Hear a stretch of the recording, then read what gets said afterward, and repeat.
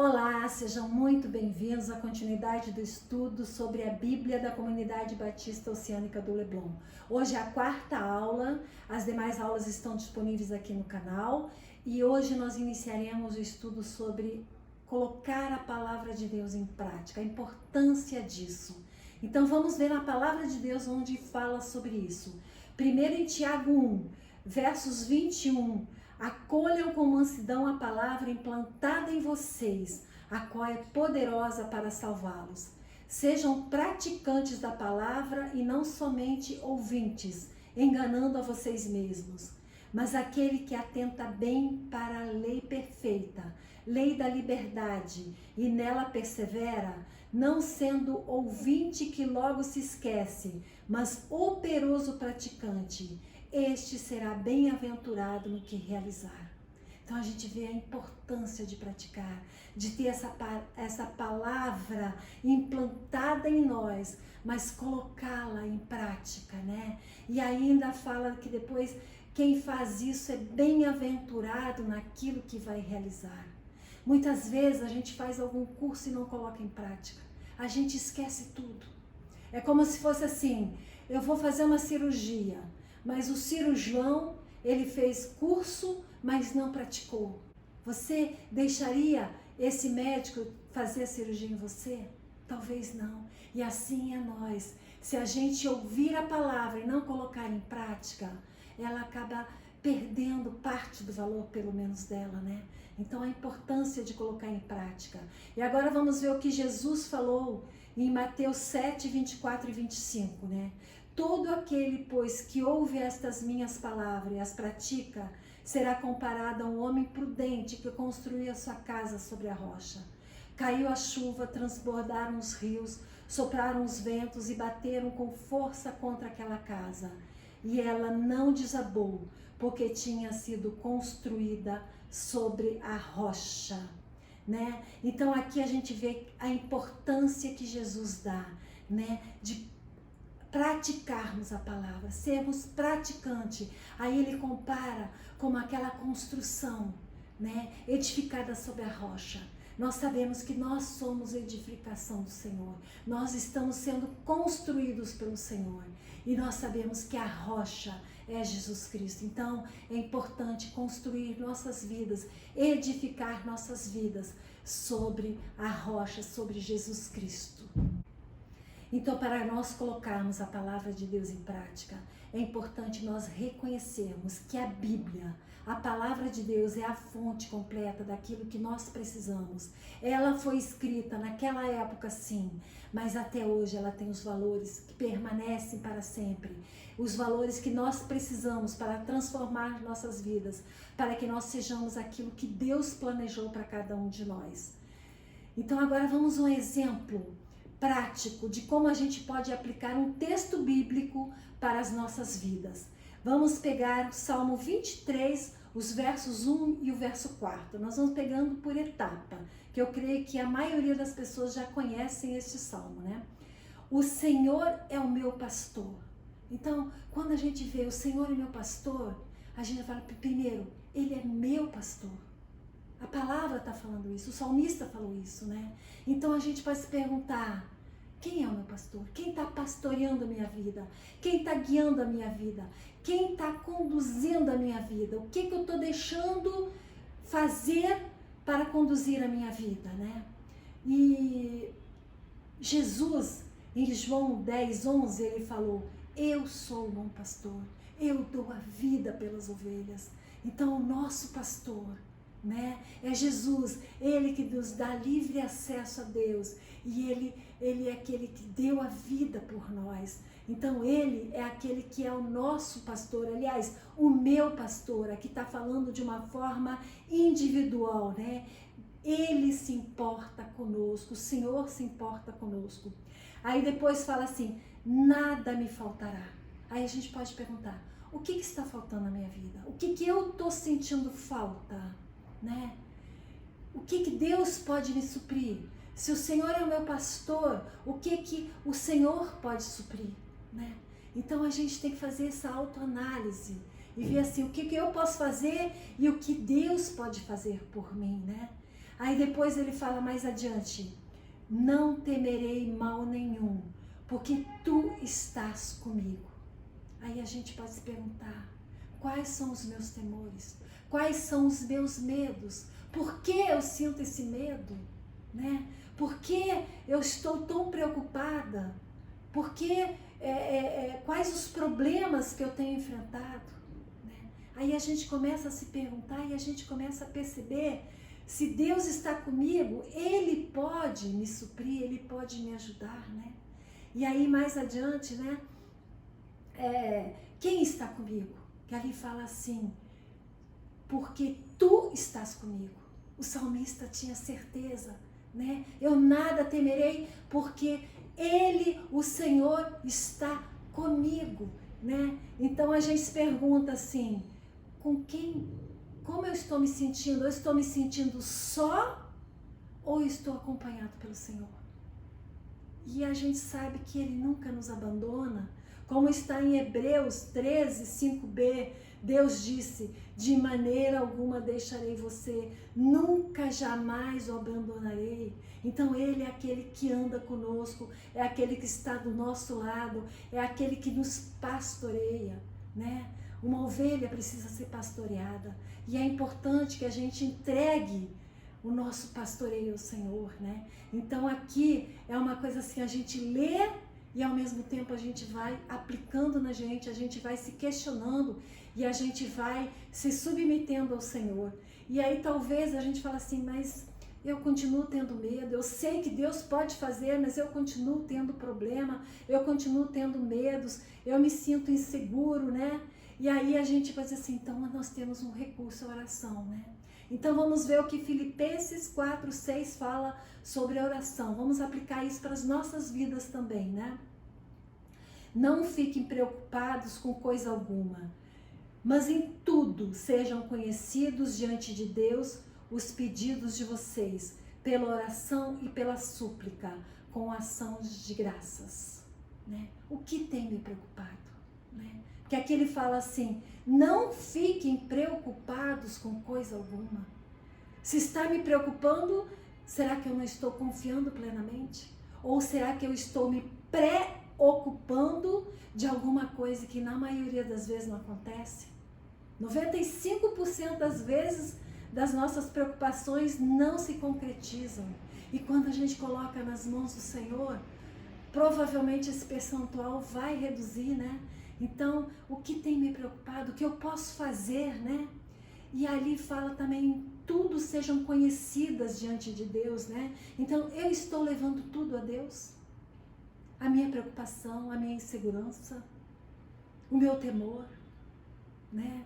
Os meus medos, a minha falta de alguma coisa, talvez seja falta de recursos, falta de paz, falta de alegria, falta de harmonia, né? Falta de emprego, às vezes até a falta de Deus, né? Então, o que tem me faltado, eu estou levando tudo a Deus, porque às vezes Deus ele quer que a gente seja objetivo no pedido, né? A gente sabe que Ele dá o sol, Ele dá a chuva para todos, mas Ele gosta, como nosso Pai, que a gente leve tudo a Ele, né? E ali também fala em oração e súplica. Como tem sido a nossa oração? A gente fala assim, Senhor, abençoa meu dia, cuida de mim, em nome de Jesus, amém. Ou a gente tem orado com fervor. Quando fala de súplica, é uma coisa da gente se derramar diante do Senhor. Eu sempre lembro de Ana, quando foi ao templo, lá junto ao sacerdote, ali pedindo por um filho. Ela se derramou ali, ela chorou. E às vezes é assim que a gente tem que ficar diante de Deus para levar nossas súplicas, né? E ali também fala em ações de graças.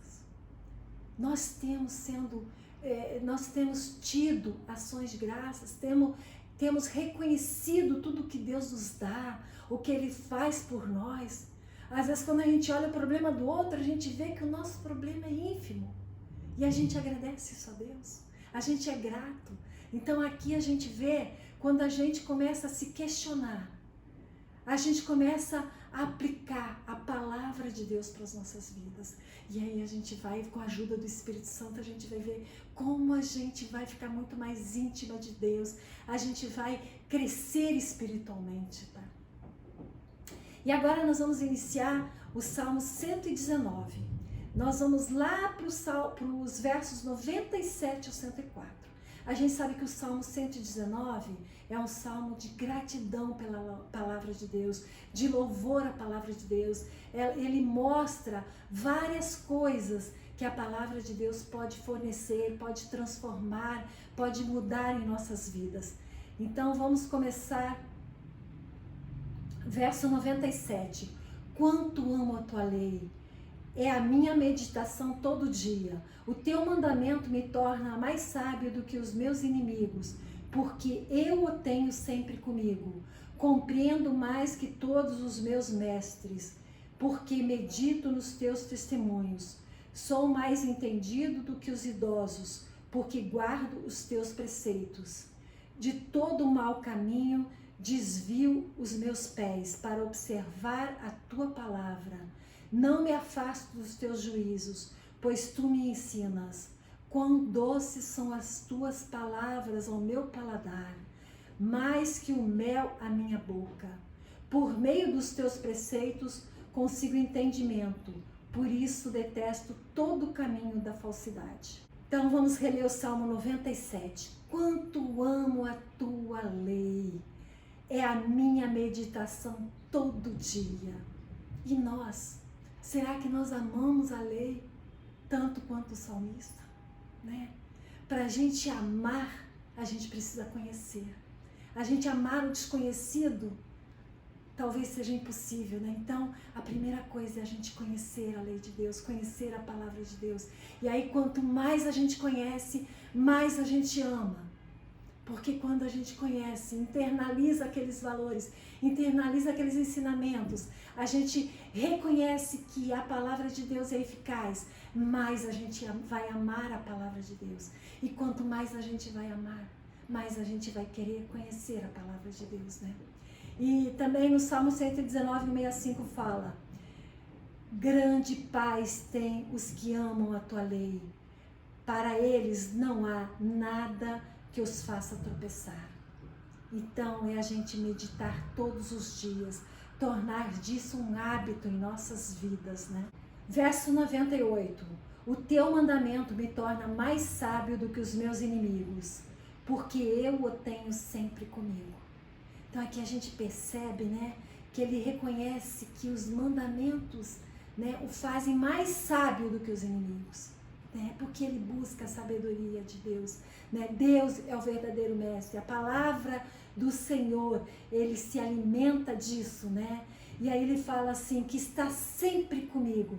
Então é a palavra de Deus estando na mente, no coração, é uma companhia constante, né, para ser usada. Né? A gente pode usá-la como guia, como espada, como escudo, né? Porque aqui está falando dos meus inimigos. A gente sabe que a palavra é aquela que também pode ser usada para a gente enfrentar e derrotar os nossos inimigos. Ela vai nos dar sabedoria para isso.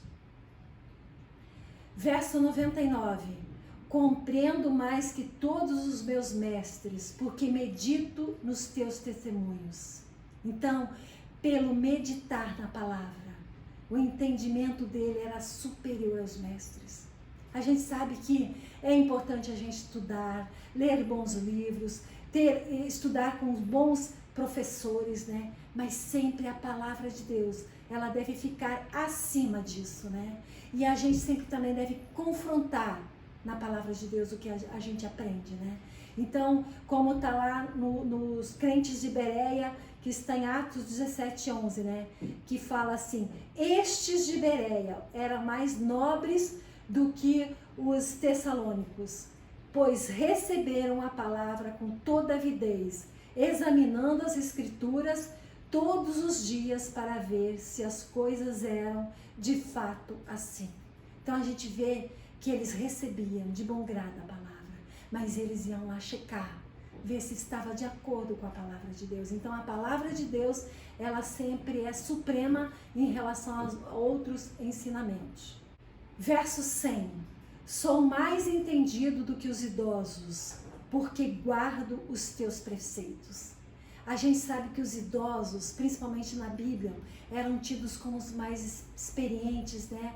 Mais maduros, que eles tinham acumulado mais conhecimento. Mas aí o salmista falou, eu tenho mais conhecimento, sou mais entendido do que eles, porque guardo a palavra. Então aqui a gente pode dizer assim, eles eram maduros na idade, né?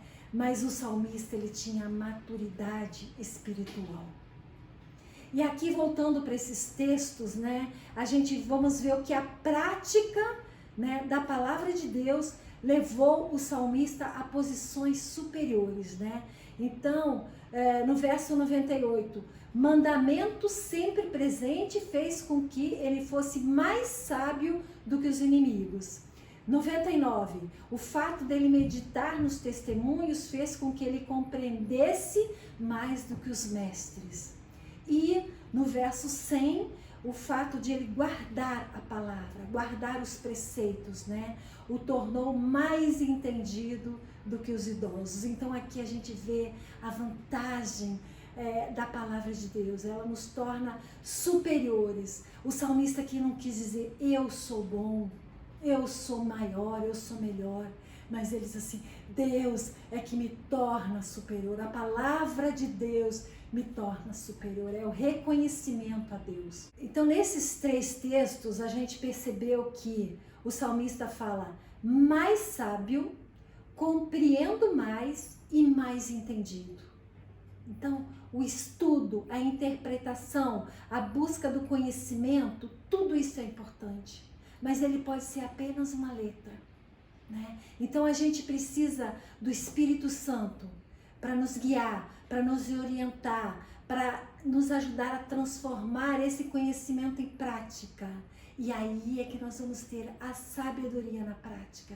Aqui fala da sabedoria, a sabedoria que vem de Deus. Só Deus, ele pode nos dar essa sabedoria que nos torna superiores, né? E agora nós vamos fazer um breve parênteses da palavra de Deus e a sabedoria. Então, o conceito de sabedoria, segundo Champlin, é o conhecimento do todo, bem como a capacidade de aplicar esse conhecimento de forma correta e justa em qualquer situação da vida. Então, na prática, a sabedoria ela é o conhecimento mais uma habilidade da gente transformar esse conhecimento em aplicação prática, né? E aí, com a ajuda do Espírito Santo, e aí a gente pode dizer assim, esta é a verdadeira sabedoria. E a gente precisa desse conhecimento. O conhecimento, ele é insumo para que a sabedoria seja exercida. E nós sabemos que o temor do Senhor é o princípio da sabedoria. Então nós precisamos reconhecer que Ele é tudo, que tudo vem dEle, que tudo é para Ele, né? Que nós dependemos dEle. A verdadeira sabedoria, né? Nós precisamos dEle para revelar a sua palavra, para transformar essa palavra em sabedoria com a ajuda do Espírito Santo. E agora vamos ver 3 versos de Provérbios 3, que falam de sabedoria. Dos versos 13 ao 15. Feliz é quem acha sabedoria. Feliz é aquele que alcança o entendimento. Porque o lucro que a sabedoria dá é melhor do que o lucro da prata. E a sua renda é melhor do que o ouro mais fino. A sabedoria é mais preciosa do que as joias. E tudo que você possa desejar não se compara a ela. Então aqui a gente vê que qualquer coisa que você possa desejar não se compara à sabedoria, à verdadeira sabedoria que vem do Senhor, a sabedoria do alto, né? E agora vamos ver 2 exemplos de sabedoria na palavra de Deus. O primeiro é de Estevão, que está em Atos 6:10. Mas eles não podiam resistir à sabedoria e ao espírito pelo qual ele falava. Então ali naquele momento, Estevão, ele estava passando por uma perseguição, apedrejamento, né? Mas a palavra fala que eles não podiam resistir à sabedoria e ao espírito de letra maiúscula. Então a gente vê que a sabedoria, ela tem um valor realmente muito precioso, né? E outro exemplo é de Daniel e os seus 3 amigos, que está em Daniel 1, 17 e 20. Ora, a estes 4 jovens, Deus deu o conhecimento e a inteligência em toda a cultura e sabedoria, mas a Daniel deu inteligência para interpretar todo tipo de visões e sonhos. Verso 20. Em toda a matéria de sabedoria e de inteligência sobre que o rei lhes fez pergunta, os achou 10 vezes mais sábio do que todos os magos e encantadores que havia em todo o seu reino. Então aqui a gente via que Daniel, Sadraque, Mesaque e Abdenego eram tementes a Deus. Então a sabedoria deles não se comparava aos demais que tinham lá. Todos eles estudavam, todos eles eram preparados, mas esses 4, eles eram 10 vezes mais sábios, porque eles tinham a sabedoria do Senhor. E agora voltando à aplicação na prática, né? Salmo 119, verso 101. De todo mau caminho desvio os meus pés para observar a tua palavra. Aqui o salmista tomou uma decisão, né? Eu desvio os meus pés de todo mau caminho, né? A intenção dele era agradar a Deus, era obedecer a palavra, né? Era a reverência à palavra, ao Deus da palavra, o amor à palavra, né? Então ele não queria experimentar o pecado para não aborrecer o Senhor, né? Verso 102. Não me afasto dos teus juízos, pois tu me ensinas.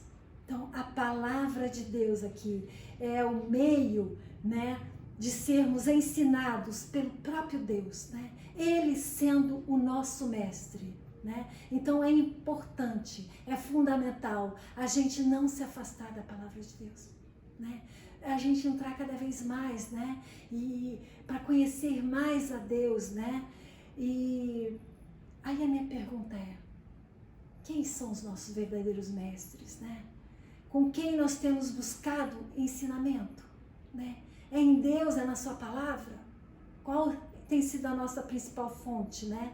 O Salmo 119, 24 fala: também os teus testemunhos são o meu prazer, são os meus conselheiros. Então aqui a gente vê mais um benefício da palavra de Deus. Ela pode nos aconselhar, ela é conselheira, né? Verso 103. Quão doces são as tuas palavras ao meu paladar, mais que o mel à minha boca, né? Então aqui a gente percebe que ele não só se alimentava da palavra, mas ele saboreava, fala do paladar, né? Então ele ouve, recebe, medita, né? Mas ele experimenta, ele degusta, né? Ele prova e aprova, né? Mais doce do que o mel, né? E aonde nós temos buscado prazer, né? De onde nós temos nos alimentado? Vamos ver o que fala Salmo 119, 174. Anseio pela tua palavra, Senhor. A tua palavra é o meu prazer. Então ali ele falava assim: eu anseio, eu quero, eu busco, porque a palavra é o meu prazer. Vamos ver Jeremias 15, 16a. Achadas as tuas palavras, logo as comi. As tuas palavras encheram o meu coração de júbilo e de alegria. Então a palavra de Deus, ela nos dá prazer, ela nos dá júbilo, ela nos alegra, né? Então se a gente mergulhar na palavra, a gente vai ter todos esses e muitos outros benefícios.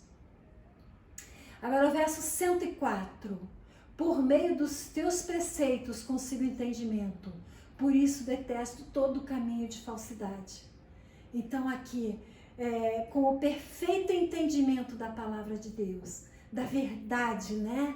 Ele diz assim: eu detesto a falsidade. Faz com que eu detesto a mentira, né? É a verdade versus a mentira, é o verdadeiro versus o falso, né? E nós sabemos que conhecendo a palavra, conhecendo Deus a palavra, faz com que nós rejeitemos falsas doutrinas, falsos mestres, falsos ensinamentos. E nós sabemos que no final dos tempos isso vão ter muitos destes. Então a gente tem que ter o discernimento para entender, né, o que é verdadeiro e o que é falso. E o entendimento da palavra nos faz isso. A gente rejeita o que é falso. E a gente percebeu no verso 101, né, e no 104, o salmista falou assim: desvio os meus pés do mau caminho para obedecer a palavra. Então ele disse assim: eu evito o pecado com o objetivo de obedecer a palavra. E depois ele falou assim: consegue entendimento por meio da palavra, por isso detesta o caminho da falsidade. Então aqui, o entendimento da palavra faz com que ele evita pecar. Então aqui a gente vê assim, ele evita pecar para não aborrecer a palavra. E ele segue a palavra para evitar pecar. Então é o tempo todo, né? A palavra, ela nos ajuda a manter a santidade, a buscar a santidade, a termos força para isso, né? E agora vamos ver mais 2 versos do Salmo 119, que é o 67. Antes de ser afligido, eu andava errado, mas agora guardo a tua palavra. Verso 71. Foi bom que eu tivesse passado pela aflição, para que aprendesse os teus decretos. Então aqui a palavra está dizendo assim, olha, ele teve que passar pela aflição para que ele reconhecesse a palavra, para que ele se voltasse para Deus, né? Melhore por amor, né? Ele, nesses 2 textos, é como se fosse assim, ele foi pela dor, ele foi pela aflição, mas ele foi, né? Melhor é ir pelo amor, né? Verso 9. De que maneira poderá o jovem guardar puro o seu caminho, observando-o segundo a tua palavra? Ele faz a pergunta e já dá a resposta. Como é que um jovem pode se manter em santidade? Né? É observando a palavra. Então a importância da gente passar a palavra para a criança, para o adolescente, né? Porque ele conhecendo a palavra, ele vai evitar sair do caminho, ele vai manter-se puro, né, no caminho do Senhor. E depois o verso 11, guardei a tua palavra no meu coração para não pecar contra ti. Então, guardar a palavra no coração, como a gente viu na aula passada, para não pecar contra o Senhor. E agora vamos ver um exemplo bíblico de aplicação da palavra de Deus na prática. Então, em 2 Reis 22, de 3 a 20 e 23, de 1 a 3, relata a história de um livro que estava abandonado, né? Foi na época do rei Josias, então eles encontraram um livro no templo que estava esquecido lá. Então, e em função disso, né, de eles não terem parâmetros, eles estavam cometendo muitos erros. Então o rei decidiu, né, de ler aquela palavra para toda a congregação, para todo o povo, para todo mundo. E é claro, né, de ver a transformação deles, como a gente pode ver no capítulo 23, de 1 a 3. Então o rei deu ordem, e todos os anciãos de Judá e de Jerusalém se ajuntaram a ele. O rei subiu à casa do Senhor, e com ele foram todos os homens de Judá, todos os moradores de Jerusalém, os sacerdotes, os profetas e todo o povo, desde o menor até o maior. E o rei leu diante deles todas as palavras do livro da aliança, que havia sido encontrado na casa do Senhor. O rei pôs-se em pé junto à coluna e fez aliança diante do Senhor para o seguir, guardar os seus mandamentos, os seus testemunhos e os seus estatutos, de todo o coração, de toda a alma, cumprindo a palavra desta aliança, que estavam escritos naquele livro, e todo o povo concordou com esta aliança. Em primeiro lugar, a gente percebe aqui que ele fala assim, todo o povo, sacerdotes, dos menores ao maior. Então, a leitura da palavra de Deus deve ser a todos, né? Desde criança até os anciãos, a gente percebe que ele incluiu a todos, ele chamou a todos, né? E outro ponto aqui é que ele leu todas as palavras do livro. Então ele não excluiu, ele não fez seleção. E aí ele pôde ver uma transformação e uma aliança diante do Senhor, né? Aí aqui a gente vê a aplicação prática da palavra, né? Eles estavam errando por desconhecerem a palavra. Aí quando encontraram o tesouro, aquilo transformou a vida deles. E eles passaram a seguir o Senhor e a palavra dele, né? Então vamos orar? Senhor nosso Deus e Pai, Senhor, nós te agradecemos pela Tua palavra, pelos ensinamentos que ela nos traz, pela disponibilidade que nós temos dela. Pai, ensina-nos a amar cada dia mais a Tua palavra, Pai. Ensina-nos a buscar o conhecimento que ela nos apresenta e transformarmos esse conhecimento em sabedoria. Senhor, ensina-nos a sermos cada dia mais sábios, a cada dia mais dependentes da Tua palavra, a cada dia mais cheios da Tua palavra, Senhor. E que o Espírito Santo de Deus possa nos conduzir a cada dia, Senhor, naquele caminho de aprendizado, de sede, de fome, de sentir prazer na Tua palavra, Senhor, de amarmos a Tua palavra, Pai, de nos alimentarmos dela a cada dia, Pai, e que ela possa nos transformar, Senhor, e para sermos sempre melhores, Pai. É isso que nós te pedimos, Pai, e já te agradecemos em nome de Jesus. Amém.